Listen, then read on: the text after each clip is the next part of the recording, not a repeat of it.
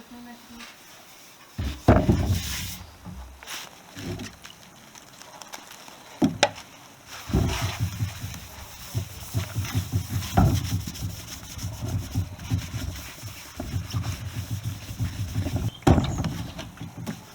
Phosphoric acid.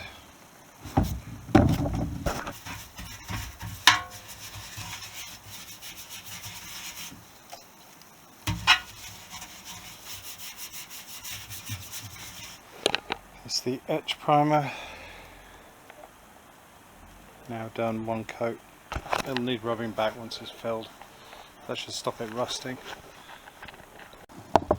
Resorted to the power sander, the air sander, to get it off. It's just so gooey, this stuff.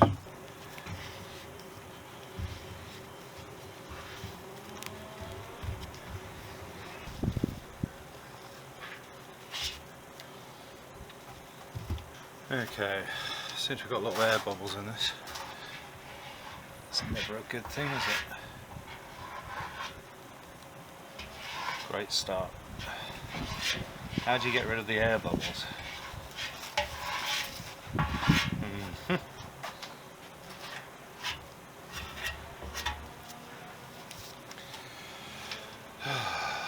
Tedious. Let this set off and then add more filler. Okay, first rough sanding, still quite a lot of filling to do. So I'll put on another bit of filling and sand that back, and we'll just keep going until we've built up what we need. 3 fills so far, we're still not quite there. So I think another fill and we're probably about where we want to be, but then there'll be fine surface filling as well after that.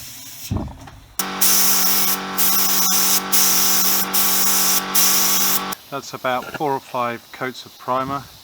I've made it as thick as I really can get away with. It's a little bit orange peely, but that'll flatten back with some light sanding, and hopefully that'll give us a good surface to paint onto. The tank has been wet sanded with 400 grit. It's only at this point that I noticed there's a dent I missed, which is here. Got the side panels wet sanded and they're looking good. Okay, this is yesterday's efforts. I made use of a brief weather window that allowed me to get out and do some painting in colour on some of the panels. It also gave me the opportunity to paint the tank, or at least stage 1 of painting the tank. There is more work to do on it yet. It's not going to be a solid yellow. The only downside is right on the last coat. I don't know if you can see anything because of the sheen, but there is a tiny speck, something landed in it just there. Will it focus? Doubt it. Yeah, there's a tiny black speck of something which is like, feels like a bit of grit. I don't know what it is. It's one of the downsides of painting outside, I suppose, is that you're liable to things landing on it. After the first coat I had all sorts of flies landing on it, thinking it was a giant daisy, but luckily it flash dried off quick enough that allowed them to be blown off with the air gun, not leaving any legs behind. So yeah, so I'm actually really pleased with the way that has come out. I'm sure I can balls it up on the next piece I'm doing. The idea is to add some white downwards. Fine line masking tape so that I can put in the white details. I'm only going to get one shot at this, so I'm going to take my time and make sure it's as straight and as pressed down as possible.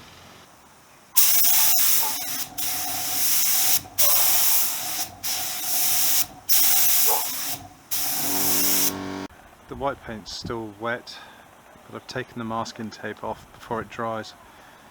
It's not going to win any prizes for bestest best paint job ever award. I seem to have the world's leading supply of orange peel, and I have quite a hard edge where the masked lines were. I think the paint's gone on too heavily, or I put the paint on too heavily. So yeah, I'm not quite sure what to do about that, whether you can lightly sand and buff it. I'm not sure, but nothing ventured, nothing gained.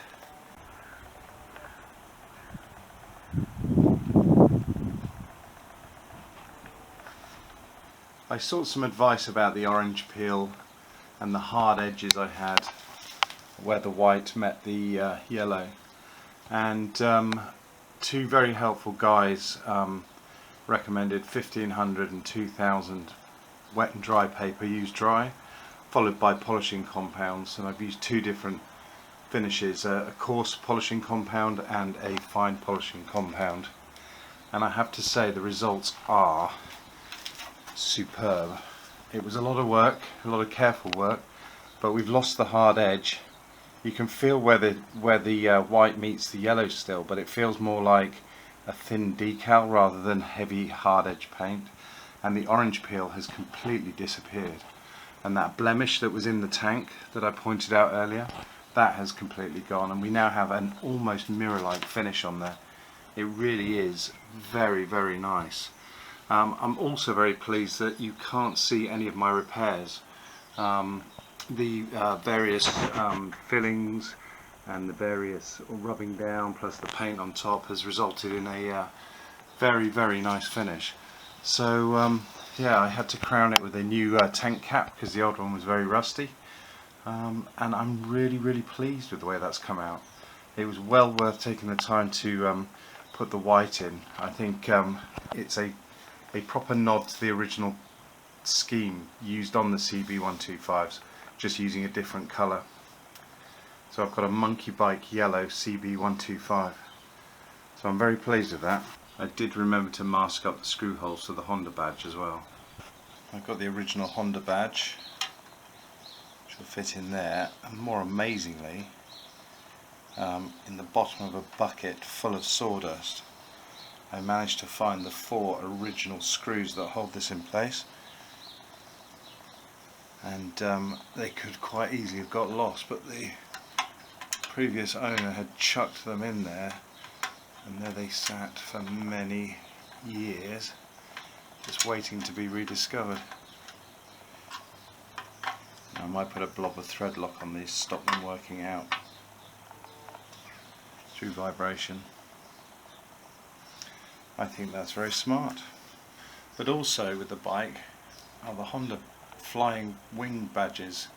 Unfortunately, the lugs have been snapped off on the back, and there's evidence that someone tried to glue them back on as well. They should fit into these recesses here with pins, and I guess they're one-time use. Once you pry them off, they snap. But to replace these, they're about £65 plus P&P each. So that is not a viable option for this build. So my idea is, and I'm not going to do it now, I shall wait to the end, is to use number plate double-sided sticky adhesive and put a couple of patches where the contact areas are on here, and hopefully that should be sticky enough to keep them in place. Okay, I've cheated and used some low-tack masking tape just to hold it on there to give us an idea of what it's going to look like. And I think, personally, and I am biased, but I think that looks pretty smart. So I can't wait to get those stuck on permanently and give the tank a coat of polish just to give it some extra luster. I also have some decals with the 125 for the side panels as well, but again I'll do that once it's finally on its wheels. Then I will, once it's on its oops. As I was saying before, I was rudely interrupted by the badge falling off. I think that's going to look pretty darn smart, all told. It's a shame it's such a small bike. I think I'm going to look like a clown riding it, but hey.